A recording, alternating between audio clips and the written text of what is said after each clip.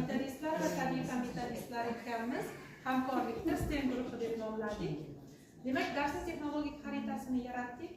Ko'proq tabiiy fanga urg'u berdik, mutaxassislikka qarab ketib qoldik baribir. Geografiya fanidan yer qobig'ining tuzilishi mavzusida texnologik xarita.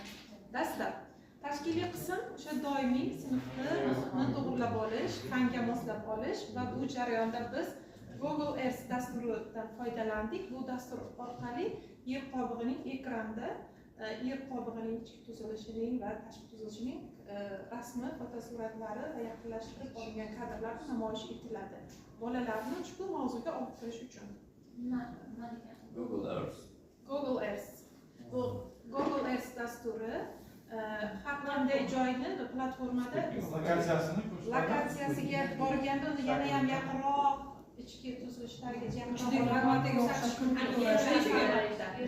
ko'rsatadi. Xuddi Google Mapsga o'xshagan lokatsiya orqali o'sha joyga borish dasturi. Xo'p, motivatsiya jarayonida biz mana bu metodni qo'llashni lozim topdik. Olimlar qanday fikrlaydilar degan metodni. Chunki yerning tuzilishi, yer qobig'ining tuzilishi ko'proq ichki tuzilishida hech kim kirib ko'rmagan.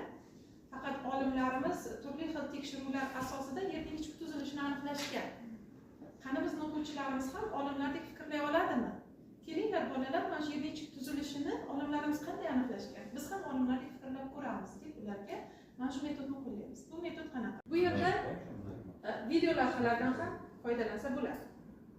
Keyingi mustahkamlash jarayonida 3, 4, 5, 6, 7 metodidan foydalanishni afzal ko'rdik. Bunda qanaqa? Bunda asosan til bilan bog'liq, nutq bilan bog'liq muammolarni ham ko'rib chiqsa bo'ladi. Mana shu mavzuda o'tilgan, barcha bolalar uchun yangi bo'lgan yoki mavzuda ko'p qo'llanilgan qaysi so'zlar esingizda qoldi? Mana shu so'zlardan tezda daftarimizga 3 ta, 4 ta, 5 ta jarayonda o'qish orqali o'quvchi boshqa bir-birlari bilan darsni bitta qaytarib mustahkamlab oladi. Asosiy tushunchalarni qaytarib oladi. Refleksiya. Refleksiyada aktivator 3-2-1 metodi. Bunda ya'ni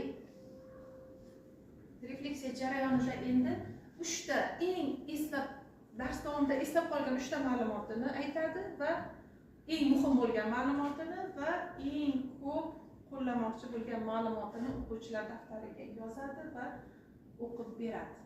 Bu jarayonda ham darsni yana bir bor aks ettirib refleksiya qilib oladi. Refleksiya metodi bilan barobar bo'ladigan qo'llash kerak bo'lgan bir metodiga o'xshab ketadi. Xo'p, baholashda biz